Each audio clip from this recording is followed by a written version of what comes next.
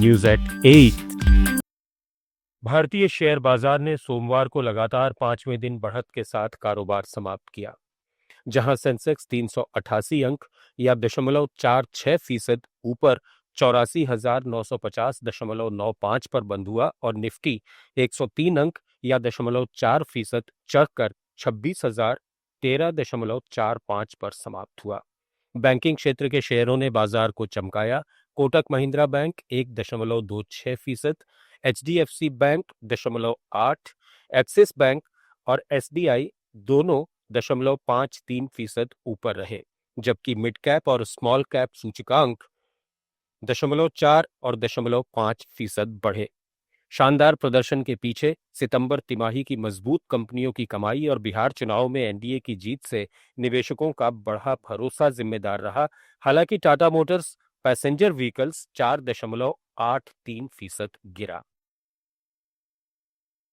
Canara bank के share सोमवार को बीएसई में करीब 3% की तेजी के साथ 150.35 रुपए पर बंद हुए। ये शेयर जनवरी 2011 के बाद अपने उच्चतम स्तर पर पहुंच गए हैं। बैंक का ऑल टाइम हाई 164.19 रुपए है, जो 9 नवंबर 2010 को दर्ज किया गया था। पिछले 8 महीने में कैनरा बैंक के शेयरों में जबरदस्त तेजी देखी गई है।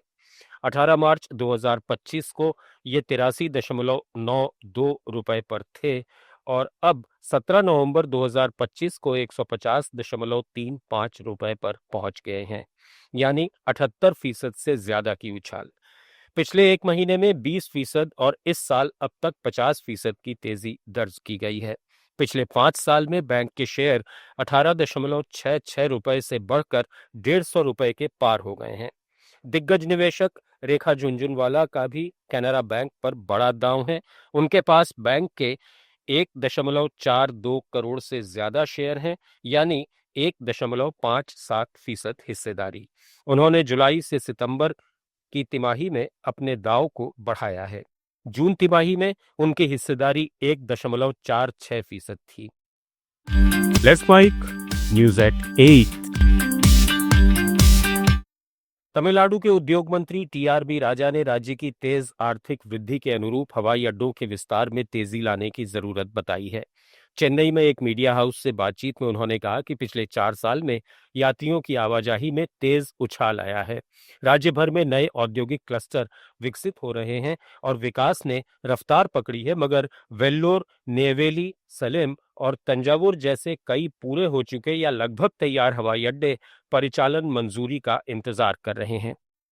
मंत्री ने सलेम हवाई अड्डे पर चेन्नई और मदुरई के लिए अतिरिक्त निर्धारित उड़ानें शुरू करने की जरूरत बताई, ताकि बढ़ती यात्री मांग पूरी हो सके।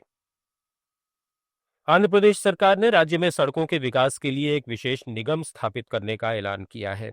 परिवहन मंत्री बीसी जनार्दन रेड्डी ने वेस्ट गोदावरी जिले के अचंता में धान खरीद केंद्र का उद्घाटन करते हुए ये जानकारी दी।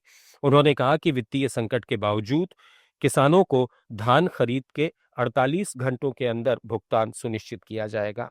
नायडू सरकार ने क्षतिग्रस्त सड़कें सुधारने के लिए 2,500 करोड़ रुपए मंजूर किए हैं, जबकि 1,000 करोड़ के अतिरिक्त प्रोजेक्ट्स के लिए टेंडर जल्द आमंत्रित किए जाएंगे। रेड्डी ने पीपीपी मॉडल के जरिए विकास को गति देने और भ्रष्टाचार रोकने पर भी जोर दिया। कर्नाटक में रायचूर जिले के कवितल पुलिस स्टेशन को केंद्रीय गृह मंत्रालय ने इस साल के लिए देश के 3 सर्वश्रेष्ठ पुलिस थानों में चुना है। महिलाओं, आम नागरिकों और पीड़ितों की शिकायतों पर त्वरित प्रतिक्रिया, बच्चों पर अत्याचार और बाल विवाह की रोकथाम, अच्छा माहौल बनाए रखना और मूलभूत सुविधाएं उपलब्ध कराना जैसे मापदंडों पर यह चयन हुआ।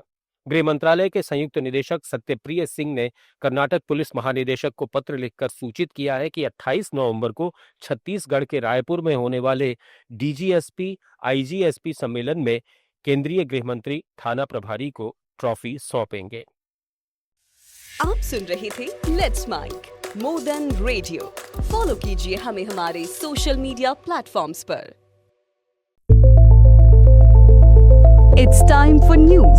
It's time for More Than Radio. Presenting the first radio news app, Let's Mic.